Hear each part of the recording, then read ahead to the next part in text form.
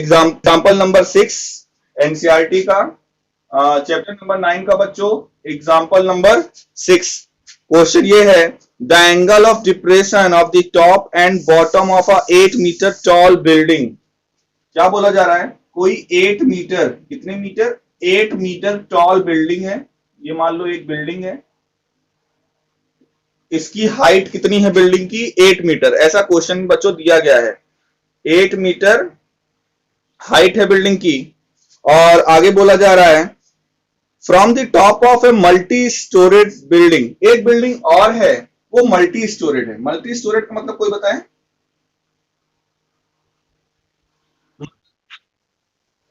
Multi storeyed मतलब वो कई मंजिले की वो इमारत है, मतलब इससे वो कहीं ज्यादा हाइट की वो दूसरी बिल्डिंग है। मल्टी स्टोरेड है मतलब उसमें फ्लोर सिस्टम है, first floor, second floor, third floor, ऐसे करके। तो ये मल्टी स्टोरेड बिल्डिंग है और ये एक बिल्डिंग है। इस बिल्डिंग की हाइट 8 मीटर है और ये मल्टी स्टोरेड बिल्डिंग है। इसकी हाइट अभी पता है नहीं हमें। बोला जा रहा है the angle of depression of the top and bottom of the top and bottom of 8 metre tall building. किसका एंगल ऑफ डिप्रेशन बोला जा रहा है बच्चों? एंगल ऑफ डिप्रेशन किसका बोला जा रहा है? 8 मीटर टॉल बिल्डिंग का। 8 मीटर टॉल बिल्डिंग का मतलब यहां से मल्टी स्टोरेड बिल्डिंग के टॉप पर सपोज करो कोई पर्सन बैठा हुआ है और एक बार वो 8 मीटर बिल्डिंग के टॉप को देखेगा। जब ये 8 मीटर बिल्डिंग के टॉप को देखेगा, हमने कल आपको बताया हुआ था कि जब ऑब्जर्वर की आई ऊपर होती है, जब ऑब्जर्वर की आई ऊपर होती है और ऑब्जेक्ट नीचे होता है तो वहां पर एंगल ऑफ एलिवेशन होता है कि एंगल ऑफ डिप्रेशन होता है? एंगल ऑफ डिप्रेशन होता है। बिल्कुल सही आप लोगों ने बोला, एंगल ऑफ डिप्रेशन होता है। तो देखिए यहां पर करेंगे क्या, ये पहले रेस्पेक्टिवली हमेशा ध्यान रखते हैं। पहले बोला जा रहा है क्या, अगर ध्यान से क्वेश्चन को पढ़ेंगे, the angle of depression of the top, पहले बिल्डिंग के टॉप को देखा जा रहा है। तो टॉप के लिए एंगल ऑफ डिप्रेशन दिया हुआ है। एंगल ऑफ डिप्रेशन बनाने के लिए हमने कहा था सबसे पहले बेस के पैरेलल एक डॉटेड लाइन ड्रॉ करते हैं और वहां से लेकर ये एंगल जो बनेगा यही एंगल ऑफ डिप्रेशन होता है, जो कि बच्चों दिया गया है 30 डिग्री। कितना दिया हुआ है? 30 डिग्री। और आगे बोला जा रहा है इसी क्वेश्चन में the angle of depression of the top and the bottom of. अब बॉटम पे देखो, यानी इसको कहां पे, अब पहले ये ऊपर से बिल्डिंग के ऊपर से इस बिल्डिंग के टॉप पॉइंट को देखा जा रहा था, अब यहां से बिल्डिंग के बॉटम पॉइंट को देखा जा रहा है। फिर एंगल ऑफ डिप्रेशन ही बनेगा। इस बार एंगल ऑफ डिप्रेशन इससे ज्यादा हो जाएगा या क्योंकि ये हम नीचे वाले पॉइंट को देख रहे हैं। पहले ये बोला जा रहा है एंगल ऑफ डिप्रेशन 30 डिग्री है, तो दूसरे के लिए कितना दिया हुआ है? 45 डिग्री दिया हुआ है। दूसरे के लिए कितना एंगल दिया हुआ है? 45 degree. Find the height of the multi storeyed building. इस मल्टी स्टोरेड बिल्डिंग की हाइट हमसे पूछा जा रहा है, इसको फाइंड आउट करिए। बच्चों इसको हमने मान लिया इस मल्टी स्टोरेज बिल्डिंग की हाइट जो है वो h मीटर है। And also find the distance between two building. ये पहली बिल्डिंग है, ये दूसरी बिल्डिंग है, इन दोनों बिल्डिंग्स के बीच की हमें डिस्टेंस भी फाइंड आउट करनी है, जिसको कि हम x मानकर चल रहे हैं। मान लेते हैं इस बिल्डिंग की, दोनों बिल्डिंग के बीच की डिस्टेंस x मीटर है। मल्टी स्टोरेड बिल्डिंग की हाइट कितनी मीटर है? h मीटर है। ठीक है, ये दोनों ही क्वांटिटीज मीटर में है, h भी मीटर में है और x भी मीटर में है। करिए क्या, जो पहली बिल्डिंग का टॉप है, ये 8 मीटर वाली बिल्डिंग का जो टॉप है, वहां से क्या करिए, एक पैरेलल लाइन ड्रॉ करिए और ऐसे ज्वाइन कर दीजिए। बच्चों अगर ये x मीटर है तो ये भी कितना मीटर होगा? x ही होगा। अब हमने बताया था कल की जो एंगल ऑफ डिप्रेशन वाले क्वेश्चन होंगे, पहले हम क्या करेंगे, पहले तो डायग्राम पूरा बनाएंगे उस तरह से, फिर सेकंड स्टेप में करते क्या है कि जो ऊपर एंगल बने होते हैं उनको हम नीचे लाते हैं, एंगल ऑफ एलिवेशन बनाते हैं। कौन सी प्रॉपर्टी यूज करके? अल्टरनेट इंटीरियर एंगल यूज करके। तो यहां पर ये देखिए, अगर पहले इसको हम नाम दे दें ए बी सी डी ई, तो angle B in triangle A B C में ये एंगल बी जो है कितना होगा, कोई बताए? 30 डिग्री। बिल्कुल सही बात बच्चों, 30 डिग्री। क्यों 30 डिग्री होगा? क्योंकि ये एंगल देखिए यहाँ पे 30 है, ये लाइन पैरेलल है, तो ये 30, तो ये 30। इसी तरह बच्चों अगर मैं आपसे पूछूं angle A D E, angle A 45 degree. क्यों? क्योंकि यहाँ पे 45 है, ये दोनों पैरेलल है, तो ये भी अल्टरनेट प्रॉपर्टी से ये भी 45 डिग्री हो जाएगा।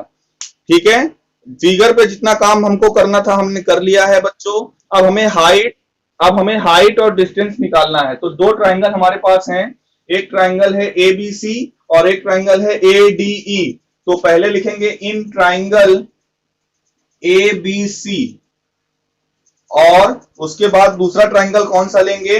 In triangle ADE. अच्छा बच्चों, दोनों ट्राइंगल में से किसी को भी पहले ले सकते हैं, ऐसा नहीं पहले इसी को ले पहले इसी को ले।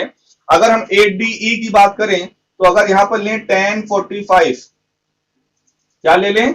tan 45। तो tan theta is equal to बच्चों क्या होता है? Perpendicular upon base. Triangle ADE में देखिए परपेंडिकुलर क्या है?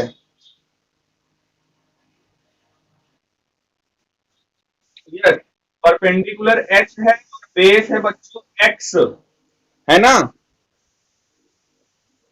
तो tan 45 की वैल्यू 1 होती है, जो हो जाएगा 1 equals to H by X. अब आप क्रॉस मल्टीप्लाई कर दो, यानी हो जाएगा, यहां से मिलेगा क्या? H is equals to X. H और एक्स दोनों क्या होंगे? इक्वल होंगे। जितनी एच की वैल्यू होगी उतनी एक्स की वैल्यू होगी। यहां से क्लियर है सभी को? यानी हम ये कह सकते हैं कि जितनी बिल्डिंग की हाइट होगी, जितनी बिल्डिंग आ रहे हैं सृजल आपके क्वेश्चन पे, जितनी बिल्डिंग की हाइट होगी उतनी ही दोनों बिल्डिंग के बीच के डिस्टेंस भी उतनी ही होगी। ठीक है, अब इस पे आते हैं, ट्राइंगल ए बी सी पे। किस पे? ट्राइंगल ए बी सी पे जब आएंगे, यहां पे लिखेंगे क्या? tan 30 डिग्री, है ना? ट्राइंगल एबीसी में ये tan 30 है, और ये हाइट क्या पता है बच्चों? बताइए अगर पता हो तो। क्या लिखेंगे? AC इक्वल्स टू क्या है? देखो tan 30 AC अपॉन BC होगा, AC अपॉन BC होगा, और AC को लिख सकते हैं, देखिए ये पूरी हाइट H है, और अच्छा ये बताइए, अगर ये 8 है, BD 8 है, तो CE भी 8 होगा क्या? है ना? अगर 8 मीटर है तो ये भी 8 मीटर होगा। बच्चों म्यूट कर लो, किसी के यहाँ से आवाज आ रही है। तो ये पूरा H मीटर का है, इतना 8 मीटर है, तो AC की लेंथ हो जाएगी H माइनस 8 मीटर। AC की लेंथ बच्चों क्या हो जाएगी? H minus 8 metre. क्लियर है? किसी को डाउट है? AC की लेंथ में किसी को डाउट है? AC, okay. तो देखिए AC की जगह पे हमने लिख दिया H माइनस 8 अपॉन BC की वैल्यू है X, और X को हम H लिख सकते हैं। ये हमने पहले वाले ट्राइंगल में निकाला हुआ कि X और H दोनों इक्वल हैं, तो हमने लिख दिया BC को हमने क्या लिख दिया? H लिख दिया। X, good morning. X लिखना चाहिए था, लेकिन X और H इक्वल है तो हमने H लिख दिया। अब देखिए LHS में tan 30 डिग्री है, और tan 30 डिग्री की वैल्यू होती है 1/√3। 1/√3 equals to H minus 8 whole upon H। Cross multiply कर दीजिए, तो ये हो जाएगा H equals to √3H minus 8√3। क्या हो जाएगा?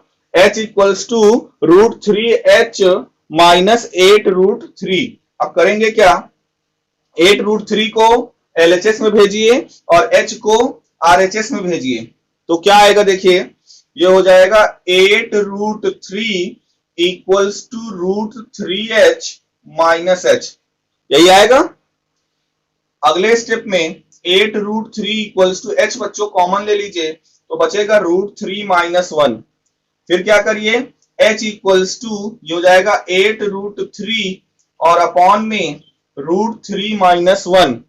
अब देखिए आपने ये पढ़ा हुआ है कि डिनोमिनेटर कभी भी इरेशनल फॉर्म में जनरली नहीं छोड़ा जाता है, तो इसको हम क्या करेंगे? रेशनलाइज करेंगे, मतलब इसके कॉन्जुगेट से ऊपर नीचे मल्टीप्लाई करेंगे। कॉन्जुगेट इसका √3 प्लस 1 होगा, तो ऊपर बच्चों आ जाएगा 8√3 का जब √3 में मल्टीप्लाई करोगे तो आएगा 24। 8√3 का जब 1 में मल्टीप्लाई करोगे तो आएगा 8√3 upon a minus B into A plus B बच्चों होता है a² माइनस बी स्क्वायर, तो यह जाएगा 3 माइनस 1। ऊपर क्या करो आप? 2 चाहे तो कॉमन ले लो, 2 क्यों? 8 कॉमन ले लो, 8 कॉमन लोगे तो ये आएगा कितना, 3 प्लस 4√3 और अपॉन में 2, ये 2 4 जा 8 कट गया, तो बच्चों फाइनली h की वैल्यू क्या आई, h की वैल्यू आ गई 4 और ब्रैकेट में 3 प्लस 4√3 मीटर। ये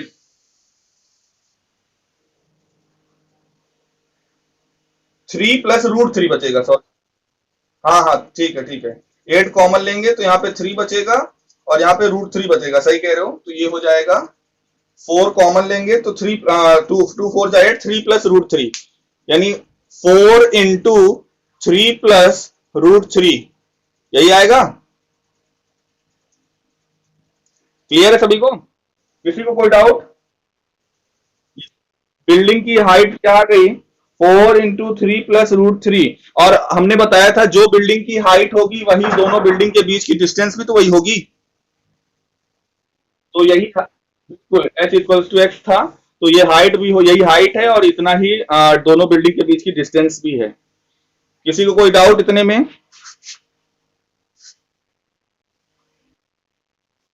ओके, अगले क्वेश्चन की ओर बढ़ें। तो इसको इरेज कर दिया जाए।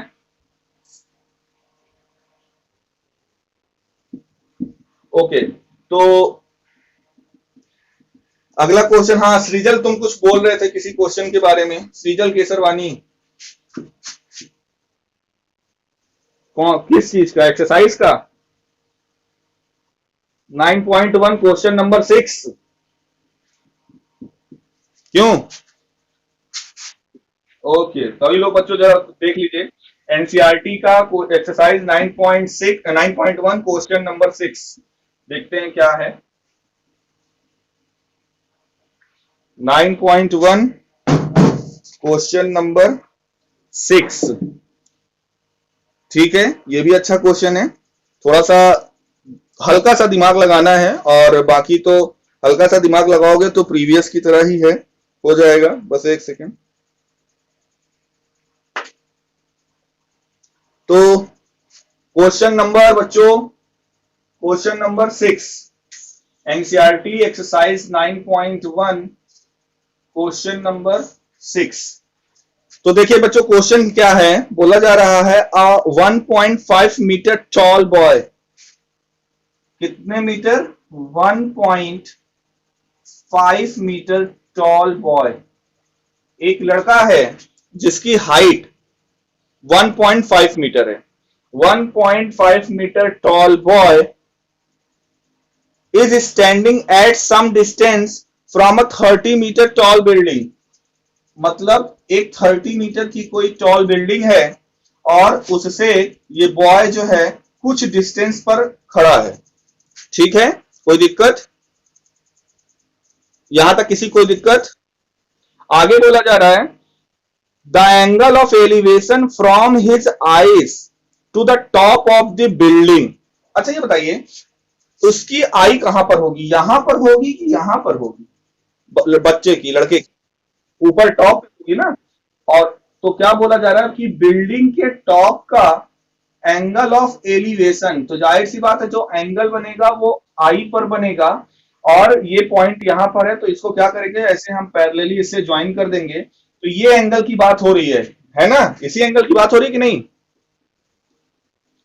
Angle of elevation from his eyes to the top of the building, from his eyes to the top of the building increases from 30 degree to 60 degree, मतलब पहले 30 था बाद में 60 हो गया, कब? बोला जा रहा है from a 1.5 meter tall building at some distance from a 30 meter tall building, the angle of elevation from his eyes to the top of the building increases from 30 to 60 as he walks towards the building, find the distance he walk। अच्छा देखो हुआ क्या, ये जो लड़का है ये building की तरफ आ रहा है, अभी तो पहले एंगल ऑफ एलिवेशन 30 डिग्री का था, अब ये बिल्डिंग की तरफ आ रहा है, मान लो वो यहां तक आया, ये बच्चा जो है, ये लड़का जो है वो चल के यहां तक आया, तो अब जब यहां पर आया फिर इसने क्या किया, इस पॉइंट से, मतलब ये उसका पैर सपोज करो यहां है और उसकी आईज इस बार यहां पर है। अब फिर यहां से वो फिर बिल्डिंग के टॉप को देख रहा है, तो अब एंगल ऑफ एलिवेशन कितना हो जाएगा, बोल रहा है 60 डिग्री। क्वेश्चन ये बोला जा रहा है कि बिल्डिंग की तरफ लड़का मूव कर रहा है और कुछ डिस्टेंस वो बिल्डिंग की टूवर्ड्स की ओर गया, बिल्डिंग की तरफ गया, और कुछ डिस्टेंस के बाद वो फिर बिल्डिंग के टॉप को देखा, तो उसकी आंख पर एंगल ऑफ एलिवेशन इस टाइम क्या बन रहा है, 60 बन रहा है। ये चीज आप ध्यान रखिएगा, जब भी आप बिल्डिंग के करीब आएंगे, जैसे जैसे आप इधर आएंगे तो एंगल क्या होगा, बढ़ेगा कि घटेगा? बढ़ेगा, क्योंकि अभी मैं कहूं कि थोड़ा सा और आगे आ जाऊं तो 60 से और आगे आ जाएगा, क्योंकि यहाँ पर बच्चों ये 90 है। तो जैसे जैसे आप इधर आते जाओगे एंगल इंक्रीज होता जाएगा, 90 तक वो बढ़ता चला जाएगा। और जैसे जैसे अगर आप इससे दूर जाते जाओगे तो एंगल क्या होता जाएगा, कम होता जाएगा। तो ये क्वेश्चन पे ध्यान रखिएगा, जब भी वर्ड प्रॉब्लम क्वेश्चन आती है तो आप लोग ये ध्यान दीजिएगा बच्चों कि हमें एंगल इंक्रीज हो रहा है या डिक्रीज हो रहा है। अगर एंगल इंक्रीज हो रहा है तो परपेंडिकुलर की तरफ बढ़ेंगे, और एंगल अगर डिक्रीज हो रहा है तो उससे दूर हटेंगे। फिलहाल यहां तक किसी को कोई दिक्कत? ओके। आगे बोला आगे बोला जा रहा है, find the distance he walk towards the building. Find the distance he walk towards the building. तो मान लेते हैं कि वो बिल्डिंग की तरफ कितनी डिस्टेंस ट्रेवल किया, x मीटर। ये क्या हो जाएगा, ये भी x हो जाएगा। अच्छा, बिल्डिंग की हाइट दिया हुआ है, दिया हुआ है 30 मीटर। पहले नाम दे देते हैं ABCD E, और इस पॉइंट को F कह दे रहे हैं। तो बिल्डिंग की हाइट दिया हुआ है 30 मीटर, पूरी ए से लेकर ई तक, पॉइंट ए से लेकर ई तक की हाइट दिया हुआ है 30 मीटर। ये बताइए, अगर BD 1.5 है, यानी उस लड़के की हाइट कितनी है, 1.5 है, तो ये जो CE है ये भी 1.5 होगा। होगा। और अब बताइए AC कितना होगा, AC पूरा 30 है, इतना 1.5, 28.5 मीटर। Very good. आप 30 में से क्या करेंगे, 1.5 को माइनस कर देंगे, तो ये आ जाएगा 28.5 मीटर। ओके। अब हमारे पास फिर यहाँ पर बच्चों दो ट्राइंगल है। एक बार ट्राइंगल है ABC, और एक बार ट्राइंगल है AFC। इस डिस्टेंस को, यानी F से लेकर C तक की डिस्टेंस को हमने मान लिया y। हमारे पास है, इसको खैर मानने की जरूरत नहीं है, लेकिन मान लो अच्छा y। तो in triangle AFC, in triangle AFC, in triangle AFC tan 60 degree, tan 60 degree equals to क्या होगा बच्चों, बताइए? 28.5, जो कि परपेंडिकुलर है, और डिनोमिनेटर में क्या लिखें?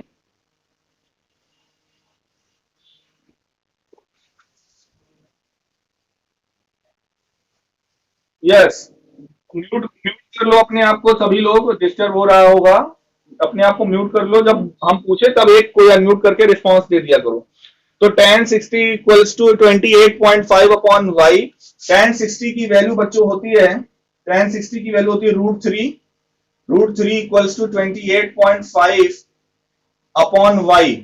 अब करेंगे क्या, y को हम उधर भेज दे रहे हैं, √3 को इधर भेज दे रहे हैं, तो ये हो जाएगा y इक्वल्स टू 28.5 अपॉन √3। √3 से ऊपर नीचे मल्टीप्लाई कर दो, डिनोमिनेटर को रेशनलाइज कर देते हैं, तो ये हो जाएगा y इक्वल्स टू 28.5 √3 अपॉन 3। अब देखते हैं क्या ये 3 से डिविजिबल है। तो 8 + 2 10 + 5 15, आपने पढ़ा होगा डिविजिबिलिटी। तो ये कट जाएगा, ये आएगा 9.5। तो y की वैल्यू बच्चों आ गई 9.5 √3 मीटर। y की वैल्यू आ गई 9.5 √3 मीटर। हालांकि हमें ये पूछा नहीं गया था हमसे कि y की वैल्यू बताओ, हमें तो x निकालना है, बट बच्चों x निकालने के लिए y चाहिए ही चाहिए, बिना y के आप x नहीं निकाल पाओगे। अब चलिए दूसरे ट्राइंगल पे चलते हैं। ये AFC पे हो गया है। दूसरा ट्राइंगल कौन सा है हमारे लिए, जहां पर एंगल क्रिएट हो रहा है ABC। इन ट्राइंगल ABC यहां पे लेंगे tan 30 डिग्री, और यहां पर परपेंडिकुलर है 28.5, और यहां पर बताइए बेस क्या है, अपॉन में क्या लिखें, x plus Y, very good. तो x प्लस y की जगह पे ये y की वैल्यू हम निकाल चुके हैं, हम उसको पुट कर दे रहे हैं 9.5√3। किसी को कोई दिक्कत? ओके, tan 30 की वैल्यू होती है 1/√3, तो ये हो जाएगा 1/√3 equals to 28.5 upon x plus 9.5√3। अब बच्चों क्रॉस मल्टीप्लाई कर देते हैं, क्या करने जा रहे हैं, क्रॉस मल्टीप्लाई। तो ये हो जाएगा x प्लस 9.5√3 इक्वल्स टू 28.5√3। अब ये 9.5√3 को आप RHS में भेज दीजिए बच्चों, तो ये हो जाएगा x इक्वल्स टू 28.5 में 9.5 माइनस करेंगे कितना आएगा, जल्दी बताइए।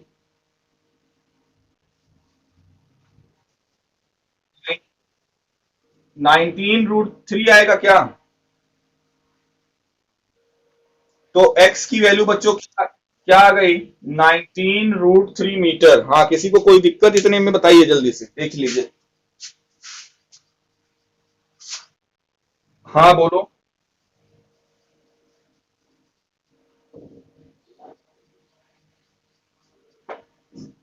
कोई दिक्कत? ओके, रफ कर दें,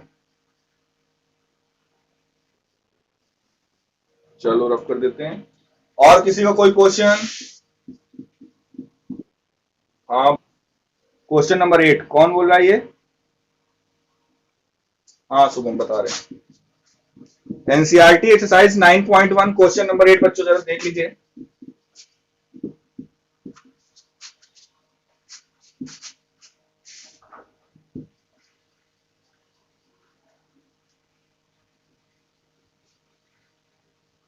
हाइट एंड डिस्टेंस बच्चों आप इसको अच्छे से लगाइएगा, मैंने कल भी बताया था, आज फिर से बता दे रहे हैं। लॉन्ग क्वेश्चन इसमें से बच्चों आएगा ही आएगा, और आपको ये 4 मार्क्स देके भी जाएगा अगर आप क्वेश्चन को सही समझ गए, डायग्राम सही बना लिए, तो फिर सॉल्व करना इसमें बहुत बड़ी बात नहीं है। मेन है डायग्राम अगर आप सही बना लिए तो सॉल्व करना बड़ी बात नहीं है।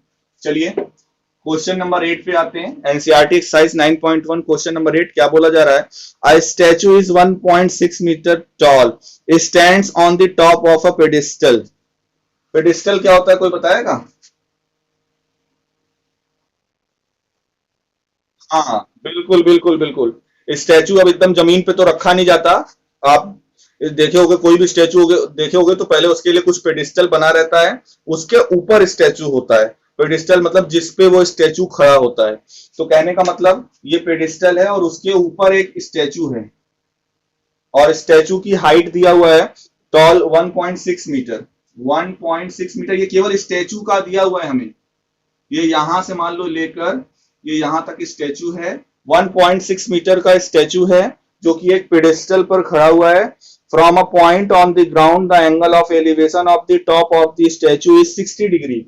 मान लो ये ग्राउंड पर कोई पॉइंट है, ये पॉइंट है कोई ग्राउंड पर, यहां से पेडेस्टल के स्टैचू के टॉप को देखा जा रहा है, तो एंगल ऑफ एलिवेशन क्रिएट होगा, आपको पता ही है। तो एंगल ऑफ एलिवेशन कितने डिग्री का हो रहा है, 60 डिग्री का हो रहा है। Angle of elevation is 60 degree and from the same point, इसी पॉइंट से, अब ये पॉइंट इधर नहीं जाएगा, आपको यहीं पे रहना है, ऑब्जर्वर यहीं पर है। अब आपको अभी इसके टॉप को देखे थे आप लोग, अभी स्टैचू के टॉप को देखे थे, अब स्टैचू के बॉटम को देखना है, स्टैचू के बॉटम को। जब आप स्टैचू के बॉटम बॉटम को देखोगे तो उस समय, या स्टैचू का बॉटम कहें या पेडिस्टल का टॉप कहें, बात तो एक ही हुआ ना। पेडिस्टल का टॉप, पेडिस्टल का टॉप या स्टैचू का बॉटम, दोनों एक ही पॉइंट तो हुआ। तो पेडिस्टल के टॉप से बोला जा रहा है, आप देखोगे फिर से उसी पॉइंट से, तो उस टाइम एंगल ऑफ एलिवेशन कितना हो जाएगा, 45 डिग्री। इतना समझ आया सभी को? स्टैचू के टॉप को इस पॉइंट से देखा गया तो एंगल ऑफ एलिवेशन 60 डिग्री का बन रहा है।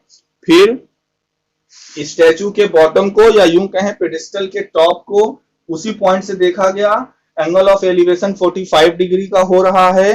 Then find the height of the pedestal. इस पेडिस्टल की हाइट को हमने मान लिया सपोज करो h, और इसके बीच की डिस्टेंस की भी हमें जरूरत पड़ेगी जो कि हमें पता नहीं है, इसको हमने मान लिया x। नाम दे दीजिए a b c d। यहां पे भी बच्चों दो ट्राइंगल आपको दिख रहे होंगे, कौन कौन से दो ट्राइंगल है कोई बताएगा? बिल्कुल सही, एबीसी और डीबीसी। तो पहले हम लेते हैं इन ट्राइंगल डीबीसी। 45 डिग्री वाला जहां पे भी रहा करे कोशिश किया करो पहले उसको लिया करो, इससे थोड़ा सा कैलकुलेशन और आसान हो जाता है। बाकी मैंने पहले ही बोला, पहले आप चाहे जिस ट्राइंगल को लो बहुत ज्यादा दिक्कत आएगी नहीं।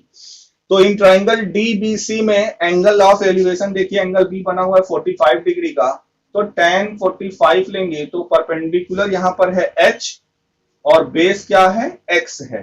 तो यहां पे भी tan 45 की वैल्यू 1 होती है, 1 equals to h by X. जब आप क्रॉस मल्टीप्लाई करोगे तो h इक्वल्स टू x मिलेगा। 45 लेने का बच्चों यही फायदा होता है कि आपका परपेंडिकुलर और आपका बेस, परपेंडिकुलर और बेस दोनों क्या हो जाते हैं, इक्वल हो जाते हैं। तो यहां पर भी इस सिचुएशन में भी h और x मतलब पेडेस्टल की हाइट और जहां पर ऑब्जर्वर खड़ा है उससे पेडिस्टल के बेस की डिस्टेंस, ये दोनों क्या है, इक्वल हैं। कोई दिक्कत? ओके, तो अब दूसरा ट्राइंगल लेते हैं A B C. In triangle A B C यहां पे देखिए ए बी सी में बी पर एंगल 60 डिग्री क्रिएट हो रहा है, तो tan 60 इक्वल्स टू, यहां पे परपेंडिकुलर पूरा लिया जाएगा AC, और AC की वैल्यू है 1.6 प्लस h। सही लिखा कि नहीं हमने हाइट? h या x, x भी लिख सकते हैं। फिर फिलहाल हमें इस क्वेश्चन में फाइंड आउट क्या करना है, h फाइंड आउट करना है, पेडिस्टल की हाइट, इसलिए हम x नहीं लिख रहे हैं। ठीक है, तो इस बिल्डिंग की हाइट मतलब पेडिस्टल प्लस स्टैचू यानी कि AC की हाइट h प्लस 1.6 है। किसी को कोई डाउट? और अपॉन में बेस क्या है, BC, और BC की वैल्यू x है और x को हम h लिख सकते हैं, तो हम यहां पर भी अपॉन में क्या लिखेंगे, h। tan 60 की वैल्यू रख दीजिए √3 equals to 1.6 plus h whole upon h। कर दीजिए क्रॉस मल्टीप्लाई, तो यह आ जाएगा √3h equals to 1.6 plus h को आप इधर भेज दीजिए LHS में, तो हो जाएगा √3h minus h equals to 1.6। h common ले लीजिए तो हो जाएगा √3 माइनस 1 इक्वल्स टू 1.6। तो h की वैल्यू हो जाएगी 1.6 अपॉन √3 माइनस 1। अब करिए क्या, क्रॉस मल्टीप्लाई कर दीजिए। क्रॉस मल्टीप्लाई कैसे, कॉन्जुगेट से मल्टीप्लाई कर दीजिए। तो कॉन्जुगेट क्या होगा इसका, √3 प्लस 1 और अपॉन में भी √3 प्लस 1, तो ये हो जाएगा h equals to 1.6 into √3 plus 1 और अपॉन में a plus B, a minus B. जब इसको सॉल्व करेंगे तो क्या आएगा बताइए जल्दी। 3 माइनस में सीधा हमने 2 लिख दिया, तो 2 से जब इसको काटेंगे ऊपर 1.6 था तो ये हो जाएगा 0.8। तो h की वैल्यू बच्चों हो जाएगी 0.8 और अंदर क्या है √3 प्लस 1 इतना मीटर, जो भी यूनिट क्वेश्चन में दी हो, हाँ मीटर है तो मीटर लिखेंगे। तो ये आंसर हो जाएगा 0.8 और अंदर क्या लिखेंगे √3 प्लस 1, ये हो जाएगा आंसर। एक चीज और ध्यान दीजिएगा बच्चों, एक चीज आप लोग और ध्यान दीजिएगा, कभी कभी आंसर में हो सकता है इस तरह से आंसर आपका ना आए। तो √3 की वैल्यू किसी को पता है, कोई बताया? अगर 1.732 ये √3 की बच्चों वैल्यू होती है 1.732, कभी कभी 1.73 भी आप लिख सकते हो। तो अगर आंसर आपका ये नहीं आ रहा होगा, मैंने तो आंसर देखा नहीं, मान लो √3 के फॉर्म में आंसर नहीं आ रहा है, तो आप √3 की वैल्यू ये पुट करके इसे और भी सिंप्लीफाई कर सकते हो। अगर इतने में छोड़ दोगे तो आपके मार्क्स नहीं कटेंगे। तो इसलिए अगर फिर भी अगर आपको √3 की वैल्यू रख के चेक करना है, मान लो आंसर इस √3 के फॉर्म में नहीं आ रहा है, तो आप √3 की वैल्यू यहां पर पुट करोगे, उसमें 1 को ऐड करोगे, जो भी आएगा उसमें 0.8 से मल्टीप्लाई कर दोगे, तो एक्यूरेट आंसर आपका आ जाएगा।